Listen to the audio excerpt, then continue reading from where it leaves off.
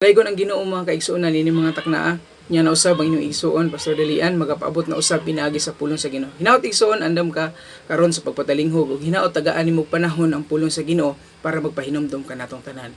Sa wali paglangan ang atong pagatun-an karon, makita nato sa unang Tesalonika kapitulo 2 1 hangtod sa 3 mga kaigsuonan. Akong basahon alang sa matag usa kanato. Niingon dinhi igsuon. Kay kamo mga igsuon, sayod ngang among pagduaw kaninyo wala makawang. Hinuon bisan pa og gidagmalan og ipakaulawan kami didto sa Pilipos, sumala sa inyong nahibaluan, kami magmaisugon diha sa atong Dios sa pagpadayag nganha kaninyo sa maayong balita sa Dios at tubangan sa dagkong pagsupak. Mga kaigsuonan, bago ko mopadayon ngadto sa unahan, ang pagsulat ni Apostol Pablo niini ngadto sa Tesalonika usa kini siya kapag pahinumdom sa mga tawo mga kaigsuonan niadtong dapita para sila manumbalik ug maninuod sa ilang pag-alagad sa Ginoo taliwala sa kapaitan nga ilahang giatubang mga kaigsuonan. Nining mga higayon ang atong pagatun-an nagauluhan ang mahigalahong pagpahinumdom sa Dios. Adunay pipila ka butang atong matun-an karon kabahin sa pagpahinumdom sa Dios. Pinaagi sa libro sa Tesalonika ini mga taknaa mga kaigsuonan. Sa wali paglangan kung atong basahon ang 1 ug 2 mga kaigsuonan hangtod sa 3, makuha nato ang kini nga mga pagtulunan. Hain ba ang ato ang pagkakomitado karon? Mga kaigsuonan. Hinaot ini makita nimo ni nga video, hinaot makatabang nimo o hinaot makadasig kanimo mga kaigsuonan nga mopadayon ta sa lumba nga atong giapilan sa ato ang pagkakristohanon mga kaigsuonan. Hain kakomitado karon. Mas mahal ba nimo ang imong trabaho kaysa Ginoo o mas mahal ba nimo ang imong giatubang karon kaysa sa Ginoo mga kaigsuonan? Hinaot while makita nimo ni nga video magpahinumdom kanimo igsuon nga kawang tanan bisan pag unsa kadaghan imong nakabot kalampusan maangkon man ato tanan mga kaigsuonan dinhi sa kalibutan apan kung dili ta komitado sa Ginoo dili ka na maging epektibo. Ini moabot ang higayon mga kaigsuonan nga mahanaw ta mamatay ta wala tay mabalon bisan usa apan kining atong pagkakomitado sa Ginoo kun ato kining padayonon mga kaigsuonan magtabang kini kanato karon og sa umaabot mga kaigsuonan. Hinaot igsuon nga nagpahinumdom kanimo ang pagtulunan. While nga ato kanang nabasa mga kaigsuonan, nabati nato nga grabe ang pagkakomitado ni Pablo igsuon.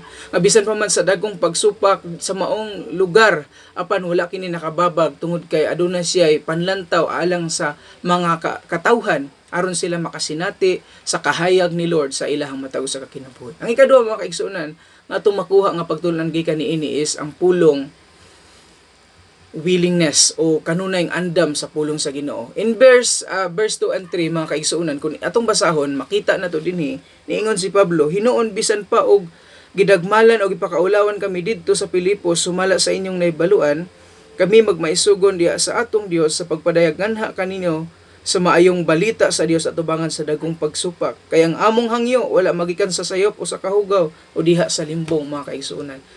Naningkamot si Apostol Pablo nga mapadayag kining kamatuoran ngadto sa maong lugar mga kaigsuonan para mapahinumduman sila aron makamata sila mga kaigsuonan kung hain na ang ilang sitwasyon karon. Karon igsuon, kinsa ang imong gitagaan og taas nga panahon? Kinsa ang atuang gitagaan og taas nga panahon? Usahay mga kaigsuonan, kung kinsa ang atuang gitagaan og taas nga panahon, mauto ang atuang Ginoo. Pwede mahimong Dios nato mga kaigsuonan, Dios atong kinabuhi, pwede ang ato ang trabaho, pwede ang ubang mga butang kung mao kini ang nagbabag nato sa pulong sa Ginoo. Hinaut igsoon dili nimo ni ikasubo, while madungog nimo ni nga video. Hinaut magpahinumdom kanimo, gusto ni Lord na maging komitado kaniya. Gusto ni Lord mga kaigsuonan nga andam ka diha sa imong trabaho igsoon. Kaya ba nimong ipaglaban si Lord? Kaya ba nimong i-share sa imong kauban si Lord sa imong kinabuhi? Makita ba sa imong kauban sa trabaho ang Ginoo sa imong kinabuhi igsoon? The picture of a real Jesus. Makita ba ka sa atong matag usa ka kinabuhi mga kaigsuonan? Hinaot magpahinumdom nato nga wa tay mahimo kun wala ang tabang sa Ginoo. Kung aduna bay butang sa imong kinabuhi karon nga mas mahal pa nimo, giampingan nimo pag-ayo, bisan pag-unsaon mga kaigsuonan mawala na nimo. Hinaot lang dili nimo kalimtan si Lord. Ang katapusan mga kaigsuonan nga makuha natong pagtulunan ini, si Apostol Pablo naglantaw sa kalampusan sunod nga mga adlaw o security for life kaysa mga kapaitan nga atong giatubang karon. Kay na niya ang mga tao dito sa lugar sa Tesalonika, mga kaigsuonan, nga naghagaw ako adlaw gabi lantaw na to ang bersikulo 8 ug 9 O gusto pa siya mga kaigsuonan nga mapakita kung unsa ang iyang gibuhat para lang sa ebanghelyo mga kaigsuonan, para pagligon, pagdasig sa mga katawhan ditong dapita. Mao to ang gibuhat ni Pablo igsoon, ang pagpahinumdom sa Dios nga rika nato. Mangutana ko nimo igsoon bago ta moadto sa katapusan. Nining taknaa karon, daghan kay mga panghitabo, linog, bagyo, unsa man na klase nga kapaitan. Igsoon sultihan ti ka. Gusto ni Lord nga muhatag ka sa imuhang oras ngadto kaniya. Gusto ni Lord maging komitado ka igsoon. Wala ta kabalo sa mga pagsulay nga mag-abot sa atong kinabuhi. Pwede mawala ka ugma, pwede ikaw, pwede si bisan kinsa. Pansultihan nato igsoon. Hinaot, dili nimo tutukan ang kapait sa imong sitwasyon karon. Wala ka nag-inusara, naa si Lord naglantaw nimo. Ang kulang igsoon basin wala ka ni duol niya. Duula si Lord.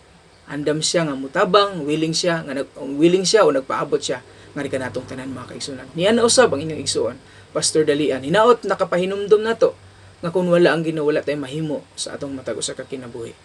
Hinumduman nato kanunay dalaygon ang Dios sa tanang panahon.